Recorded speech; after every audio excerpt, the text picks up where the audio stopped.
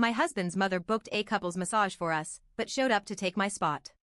As I stood there in shock, she smirked, "I know his body better than you ever will." My husband just chuckled, "Let her have this one."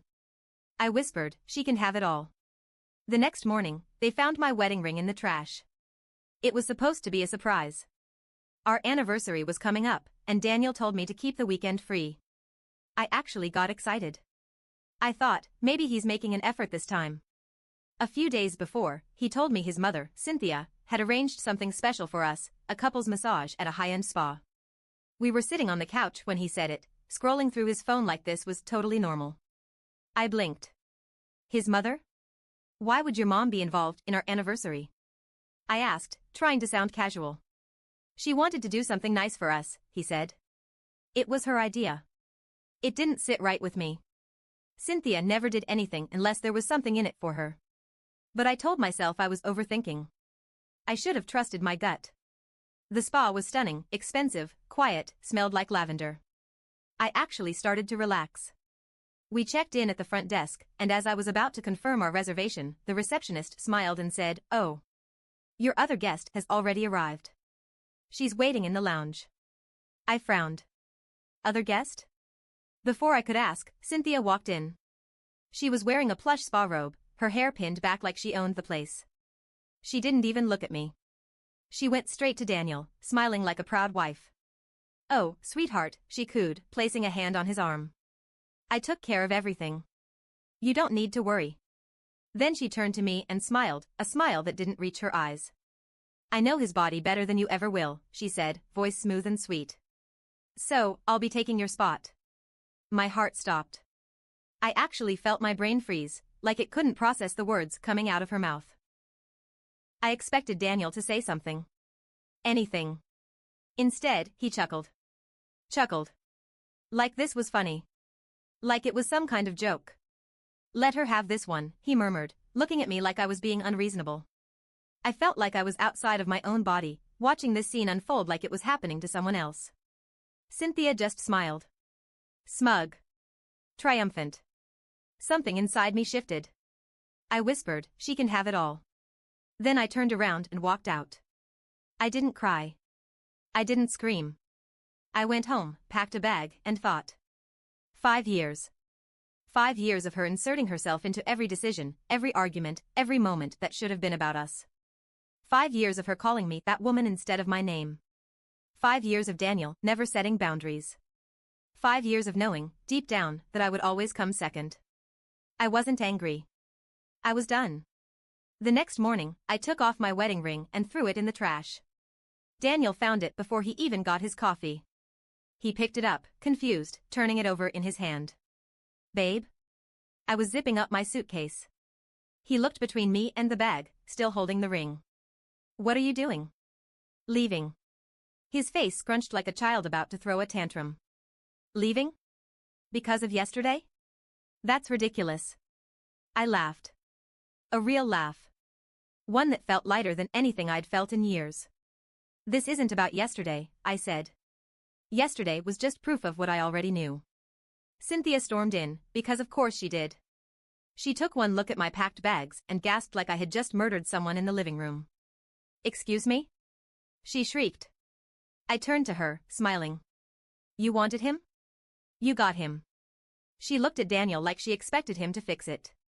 But for once, he was silent. I grabbed my bag and walked past both of them.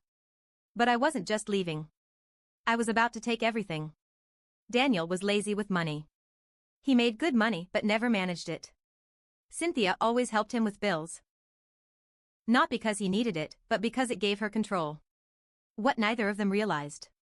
I had control, too. See, Daniel had added my name to their joint account when we got married. He never thought twice about it. He just wanted me to help manage things while he let Cynthia make all the decisions. Which meant I had full access. And full access meant I could drain it. And that's exactly what I did. Daniel and Cynthia were obsessed with appearances. They had a huge house, way too huge for 2 people. Here's the thing. The house was in both of their names. And Daniel had been using my credit to keep up with payments when Cynthia fell short. Which meant I had proof that I had been paying for a house I didn't even live in anymore.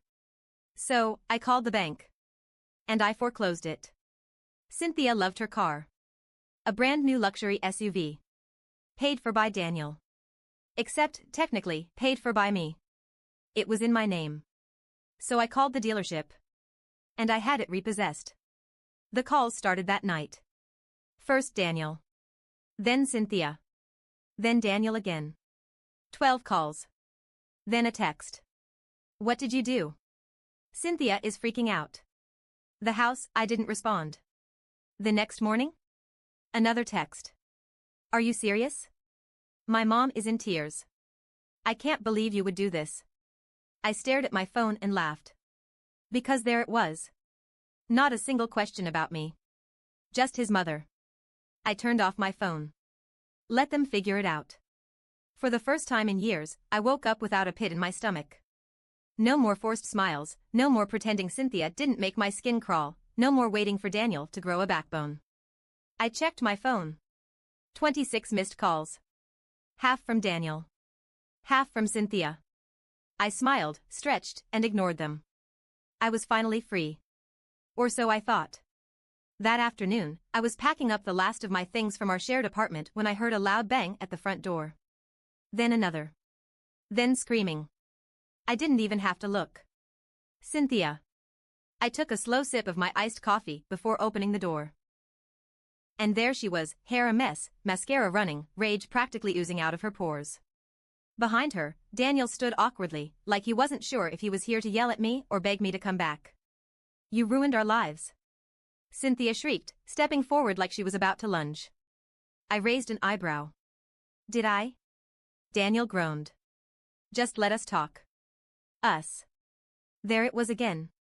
He didn't say can we talk or I want to fix this. He said us. Like he and his mother were a package deal. Like she would always come first. I leaned against the doorframe, making a show of taking another sip of my drink. What exactly do you want to talk about? Daniel's jaw clenched. The house, the bank accounts, the car, I cut in. So, not me? His nostrils flared. Cynthia shoved past him. You stole from us. That money wasn't yours. I let out a small laugh. You mean the money from the account that had my name on it? Or the house that was being paid for with my credit? Her face twisted. You ungrateful little, I held up a hand. Save it. If you're here to throw a tantrum, I really don't have time. She screeched. Like, actually screeched. Daniel reached for my arm, his grip firm. You need to fix this. I jerked away. Fix what? I said, voice sharp. The fact that you have nothing left because you let your mother ruin our marriage? That's not my problem. His hands clenched at his sides. You're being petty. I laughed. Petty? I repeated. Your mother stole my anniversary gift, rubbed it in my face, and you laughed. You let her destroy our marriage. You let her control your life. You let her take everything from me. I smiled coldly. So now, I just returned the favor. Cynthia lost it. She lunged, actually lunged, like she was about to grab me by the hair. And that's when I saw the building manager standing at the end of the hall, eyes wide, phone in hand. Cynthia stopped just in time. I tilted my head. Go ahead, I whispered, just loud enough for her to hear. Give me a reason to have you arrested.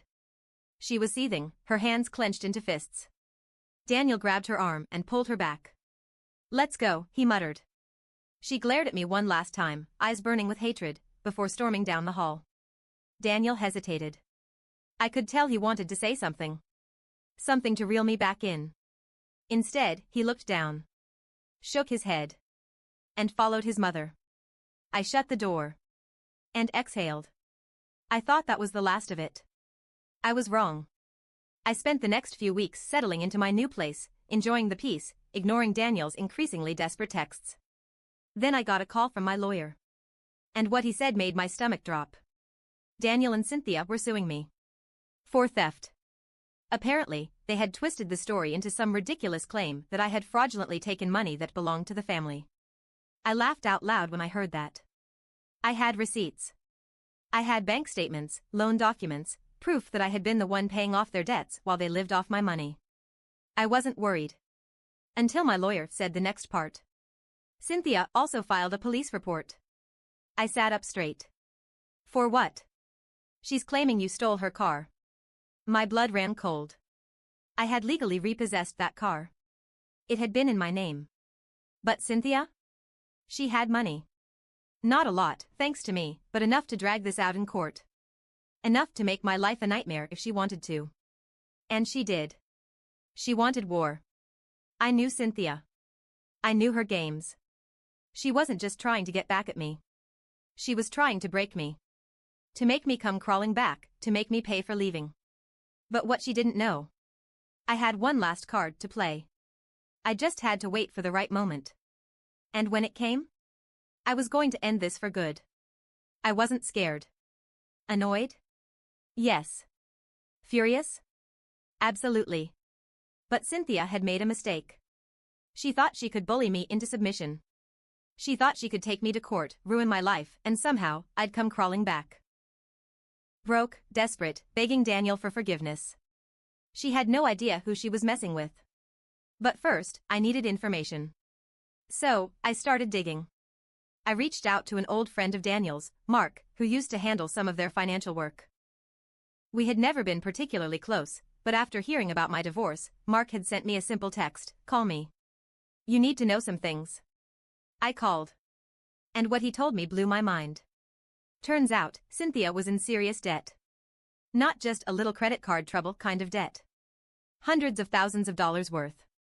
Apparently, she had been taking out loans in Daniel's name for years. And Daniel? He had no idea. Mark had tried to warn him before, but Cynthia always intercepted. She managed everything, his bills, his credit, his mortgage payments. Daniel never questioned it. She had full control over his accounts. And she had been bleeding him dry. The best part? All that fraud? It was well documented. Mark still had records. Emails, signed forms, even some shady loan agreements that had Cynthia's name all over them. I felt a slow, satisfied smile spread across my face. She wanted a war? She had just given me a nuclear bomb. I could have gone straight to the police. I could have sent every document to the authorities and let them deal with it. But that would have been too easy. No, I needed Cynthia to suffer first. So, I did something cruel. I sent the documents to Daniel. Every screenshot. Every loan agreement. Every hidden debt in his name. And then, I waited. Less than 30 minutes later, my phone rang. It was Daniel. I let it go to voicemail. Then, I listened. His voice was shaking. "Tell me this isn't real." I smirked. I didn't respond. Because I knew exactly what was about to happen.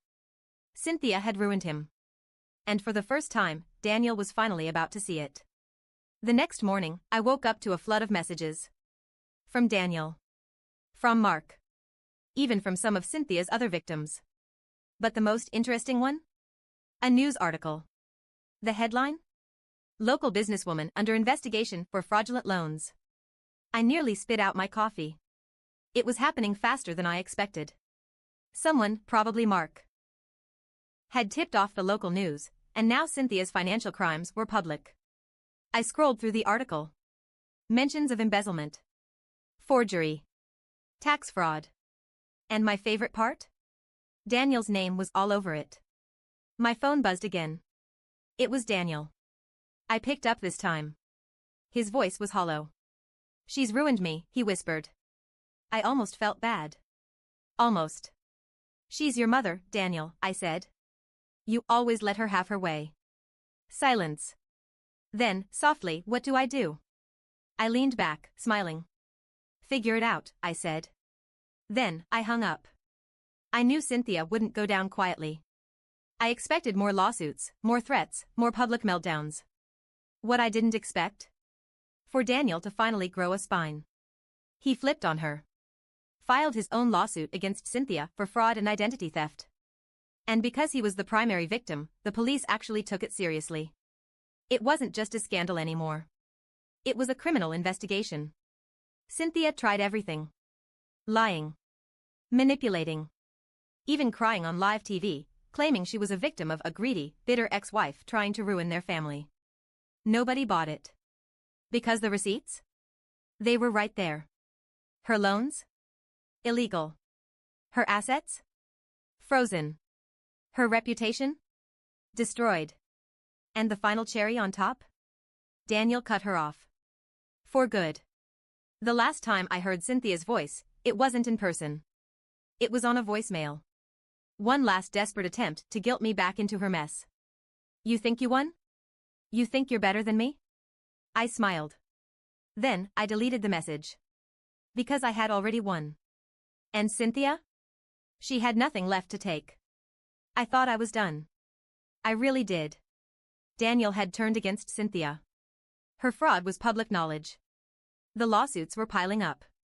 She should have been too busy scrambling to save herself to bother with me. But Cynthia wasn't the kind of woman to go down quietly. She was the kind of woman who, when drowning, tried to take everyone else down with her. And this time? She had one last stunt to pull. I was at a cafe when it happened. Sitting by the window, enjoying my coffee, scrolling through my phone, relishing my peace. Then, a shadow fell over my table. I looked up. And there she was. Cynthia. Unhinged. Her usual polished look? Gone. Hair frizzy, makeup smudged, rage in her eyes. The entire cafe went silent as she slammed her hands down on my table. You think you've won? She hissed. I set my coffee down slowly. Won what? I asked, voice calm. She let out a humorless laugh. You destroyed my life, she spat. You turned my own son against me. You stole from me. I tilted my head. I stole from you? I leaned back. Tell me, Cynthia, do you even know how much money you stole from Daniel? Her face twisted. He owed me. After everything I did for him, I laughed. A sharp, cold laugh that made her flinch. Owed you? You drained his accounts. You took out loans in his name. You ruined him. Cynthia slammed her hand against my cup, knocking it over. Coffee splattered across the table, dripping onto the floor. People were watching now. Whispering. Pulling out their phones. But Cynthia didn't care. She was too far gone. I gave him everything, she shrieked. And you took him from me. You turned him against me. You made him think I was the villain. I stared at her. Really looked at her. And suddenly, it hit me. She didn't just want control. She didn't just want me gone. She wanted to be the only person in Daniel's life. She didn't see me as a rival. She saw me as a thief. I had stolen her son. And now, she had nothing left. Her empire? Gone. Her money? Gone. Her son? Gone. And she had no one to blame but herself. You did this to yourself, Cynthia, I said quietly. Her nostrils flared. I was a good mother, she snapped. I shook my head. You weren't a mother, I said. You were a dictator. Her face turned red. I hope you rot in hell, she screamed. Then, she lunged. The cafe erupted. Chairs screeched, people gasped, someone yelled, call the cops. But before she could reach me, someone grabbed her. Daniel. He had been there the whole time. For a second, no one moved. Daniel's grip on her arms was tight. Cynthia was panting, eyes wild, chest heaving. She turned her head and looked at him. Let me go, she whispered. Daniel didn't. Mom, he said, voice shaking. Enough. She stilled. Like she couldn't believe he was really stopping her. Daniel, she pleaded. But he shook his head. You've done enough damage, he said, voice cracking. Her lips trembled. I did everything for you. Daniel exhaled sharply, like he had been holding his breath for years. You did everything for yourself, he said. Cynthia let out a broken sound. Like a wounded animal. Her last card had been played. And she had lost. Daniel looked at me. His face was haunted. I'm sorry, he whispered. And for the first time, I believed him. But it didn't matter. Because it was too late. The cops arrived minutes later. They didn't arrest Cynthia. But they did escort her out. Daniel left without another word. I sat there for a long time, staring at the spilled coffee, listening to the murmurs around me. Then, I picked up my phone. I blocked Daniel's number. And Cynthia's. And then? I walked out. For good. A year later, Cynthia was bankrupt. Her fraud cases ruined her reputation. Daniel? He tried to reach out. An email. A short one. I miss you. Can we talk? I didn't reply. Instead, I deleted it. Because for the first time in 5 years, I was free. And I had nothing left to say.